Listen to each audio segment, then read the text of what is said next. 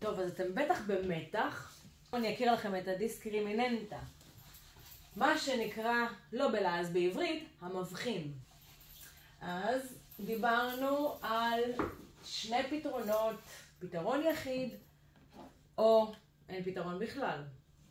בשביל לדעת איזה מהמצבים אנחנו מצפים לקבל בפתרון של משוואה ריבועית, אנחנו בעצם צריכים להגדיר את הנוסחה.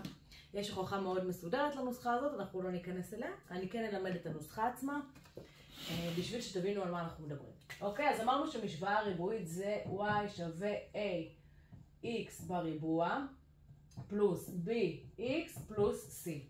אוקיי? a, b, c פרמטרים, x ו-y המשתנים. עכשיו, על מנת להגיע לפתרונות של משוואה ריבועית, אנחנו צריכים להגיע לשורשים של משוואה ריבועית. אנחנו נכתוב את זה ככה.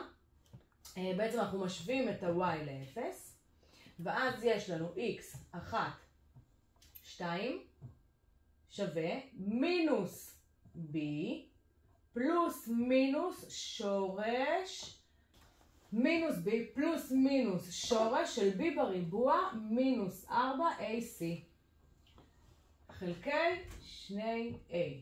אני יכולה לחלק בפרמטר a כי אני יודעת ש-a לא שווה ל-0. אוקיי? לכן אני יכולה לשים אותו במכנה. מסגרת מהודרת לנוסחת השורשים שלנו. ובואו קצת נדבר עליה. יש לנו פה שורש, יש לנו פה פלוס מינוס. מה זה הפלוס מינוס? לשני השורשים. אנחנו נצפה לקבל שני שורשים. עכשיו, מה שיש לנו פה מתחת לשורש, כמו שאתם יודעים, אתם צריכים לדעת על שורש, ששורש יכול להיות שווה ל-0 וגדול מ-0, מה שיש מתחת לשורש, אבל לא יכול להיות שלילי. זאת אומרת, הביטוי הזה הוא תמיד יהיה אי שלילי, חיובי או שווה ל-0.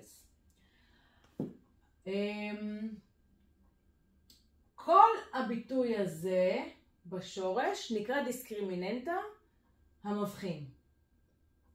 ובעזרת הביטוי הזה אנחנו נדע כמה פתרונות יש למשוואה הריבועית שלנו.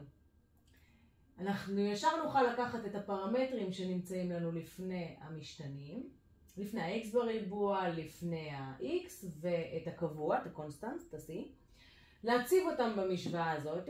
אם ישאלו אותנו רק האם למשוואה שני פתרונות, פתרון יחיד או אין פתרון בכלל, ניקח רק את הביטוי הזה, את הדיסקרימיננטה, נציב בו ונדע את התשובה.